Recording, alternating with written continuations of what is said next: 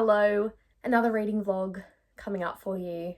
I don't know if any of you can relate, but I feel like I have so many books to get through on my bookshelf, and yet I cannot resist every time I go to the library to get some more books. So that is what we have done. The first one is called Funny Story by Emily Henry. It's been all over my Goodreads feed. I hope it's not too spicy. This is a really controversial opinion, but I don't love a lot of Emily Henry's books. So maybe this will be the one to change my mind and maybe I'll love her after this. Who knows? I'll keep you updated as I go along. As always, I include spoilers every time I make these because I can't help but just talk to you about all of my initial thoughts and reactions. So I'm about a quarter of the way through Funny Story and I already love it so much. So far, so good. If you haven't read Funny Story, it's about this couple that start off, Daphne and Peter. They are about to get married. So they're engaged, about to get married. And then Peter goes off on his bachelor night and one of his best friends is there who's a girl. And then he comes back and basically has fallen in love with her. And then in a huge turn of events, Peter and Petra get together, which is Petra was the best friend. And then Petra's ex-boyfriend Miles lived next door. And so Daphne moves in with Miles. And now I'm at the point in the book where they're pretending to be boyfriend and girlfriend so that they can go to this wedding and just make Peter and Petra squirm.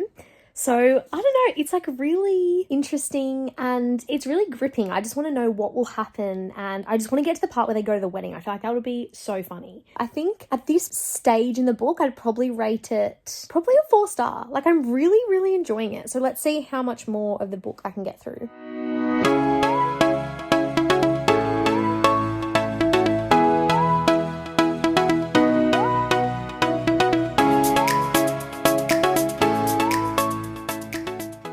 I just love when you're reading books and they are so relatable. It's so sweet. Daphne works at a library and her favourite time is story time where the kids kind of gather around and she tells them a story. And basically she goes, who wants to hear a story? And they all put their hands up. And then she goes, it's funny. As a kid, I had no idea how to interact with other kids. I felt most at home with mum and her friends.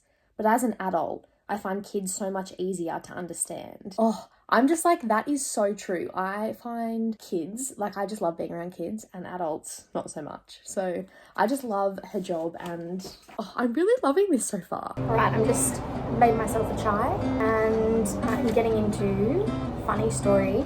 I am 50 pages through. I'm loving it so far.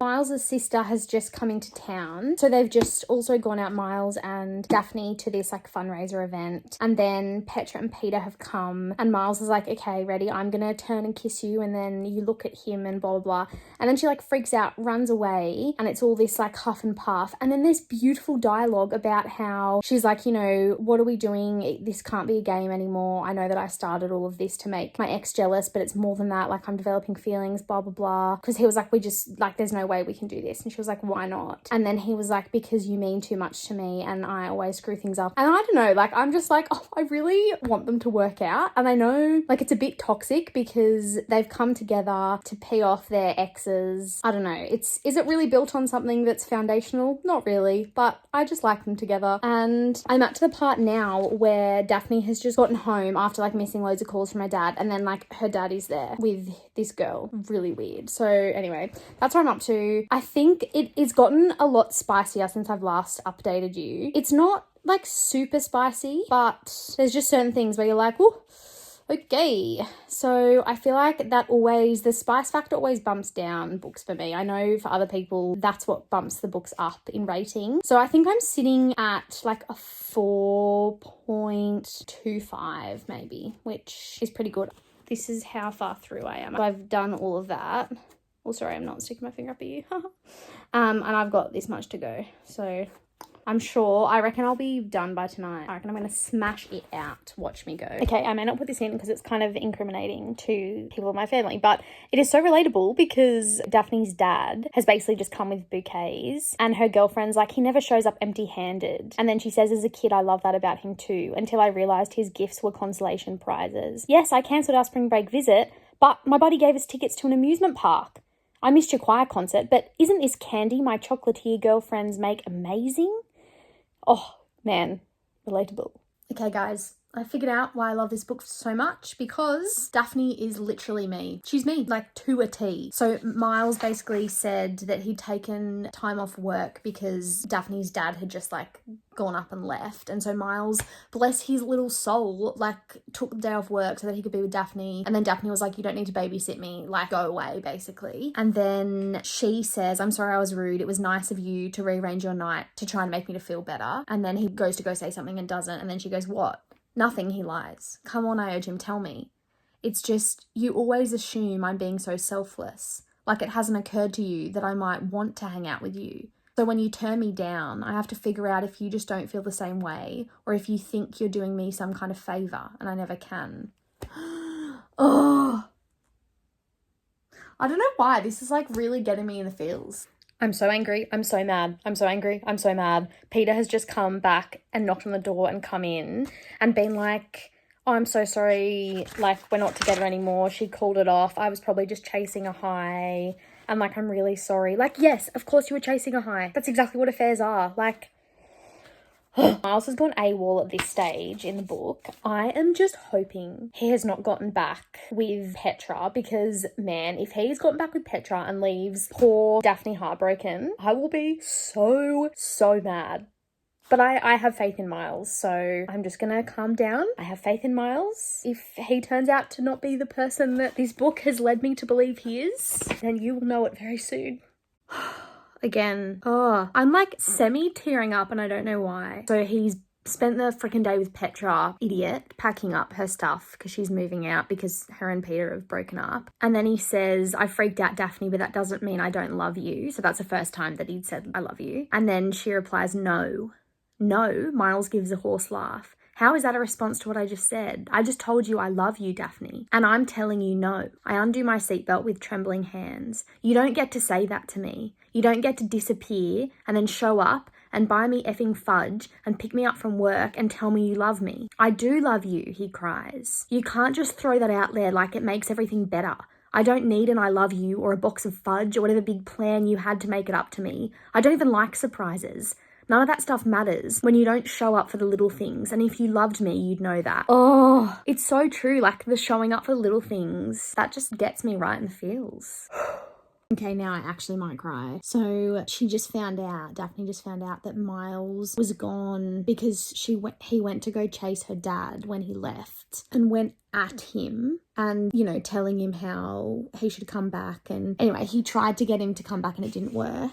And Miles never said anything about that. So that was the big surprise. Anyway, so Daphne's on the phone to her dad and she says, you were a shitty dad. You were never there. I spent so much time just waiting for you. And when you did show up, it was never when you said. You never stuck around as long as you promised. And because of you, the whole world, my whole world, felt totally unpredictable. And maybe you really do love me, but I don't know that. How would I? I've never been your priority. I'm a pit stop. And that guy you think doesn't know me, he didn't even tell me he tried to get you to come back for me because he knew it would kill me and he wasn't going to let you break what's left of my heart. So now I get it. Why mum used to make excuses for you. She wasn't protecting you. She was protecting me. But I'm grown now. She can't always guard me from you. It's my job to protect myself, not hide, not just try to stop feeling this constant ache. I can't keep doing this. I don't want to be a person who expects the worst.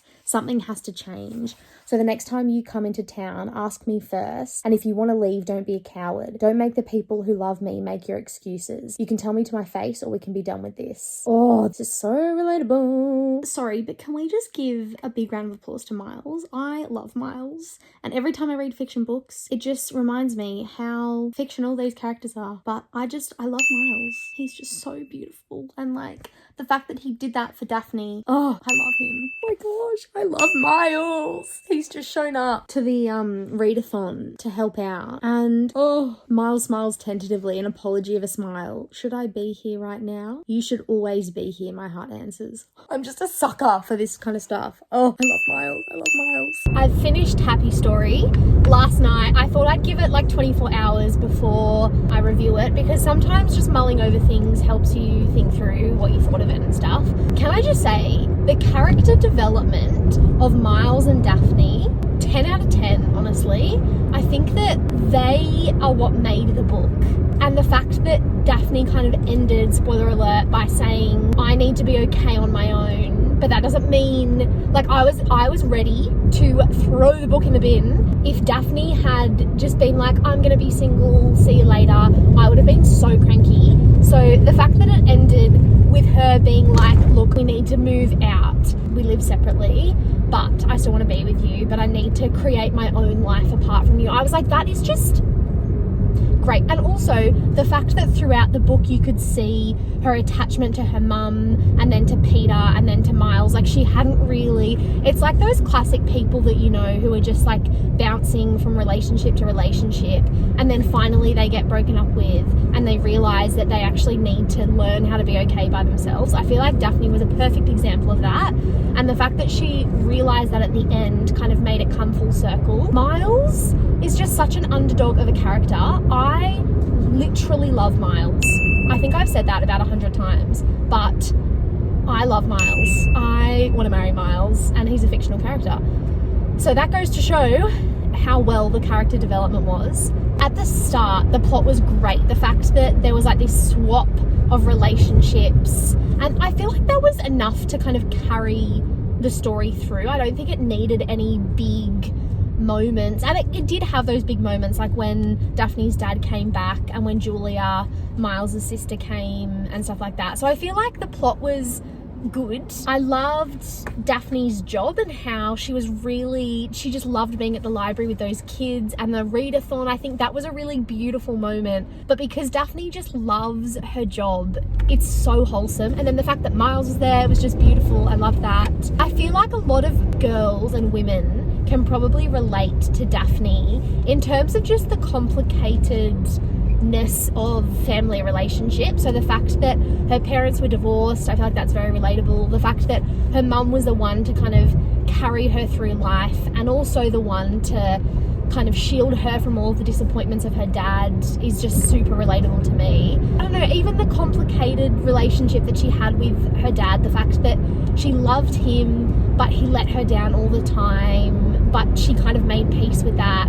I flew through this book. I think I read it in 3 days, which is pretty fast for me. Usually on average I read books in like 5 days, so I flew through it, particularly the end. I was like up late last night just wanting to read the end and see how it all finished. So I feel like that's a mark of a good book, the fact that it was really easy to read and to get through.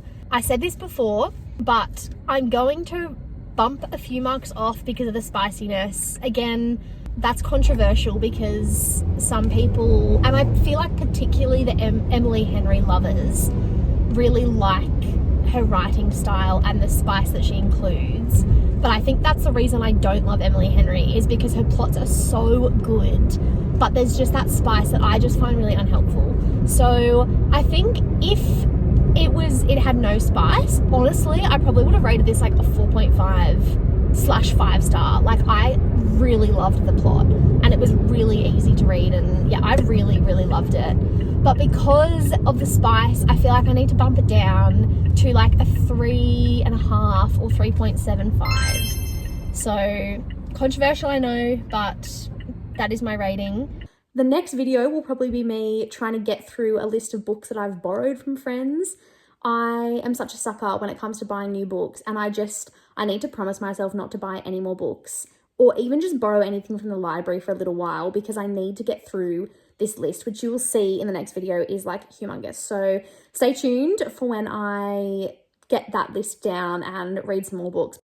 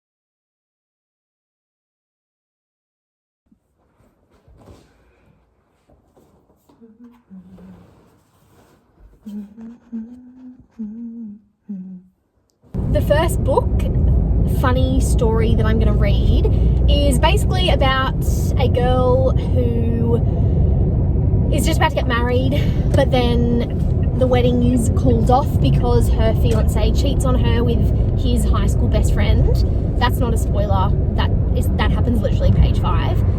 And then the best friend who the fiance cheated on becomes roommate with Daphne, the main character. And there's just this real messy, complicated nature of kind of them being roommates, and then the messiness of that, and also navigating how to live in the same town as your ex-fiance and your ex-fiance's new fiance's boyfriend. It's very, like, there's a lot going on in the story. If you like romance, then pick it up. Warning before I get into this book, it is spicy. So if you don't like spice, I would not reach for this book. But some people love spice, so if that's your thing, then I would definitely read it. If it's not, don't read it. It also talks about, in the book, Daphne's complicated relationships that she's got around her, navigating friendship as a 20-something-year-old and how tricky that is, living in a new town. And what I loved about this book is that it just talked about how real it is as an adult, making new friends and making a world for yourself that doesn't rely on other people like your boyfriend or your family or whatever. And Daphne's really forced to do that. She's in a new town she's just got broken up with. She is forced to have to make these friendships and form these bonds without her fiance, who's been by her side forever. So I think a lot of people relate to it. Even her mum and dad, they are divorced, and just the messiness of that relationship is really relatable to a lot of people. So I think that a lot of people will be able to put themselves in Daphne's shoes in some way or another.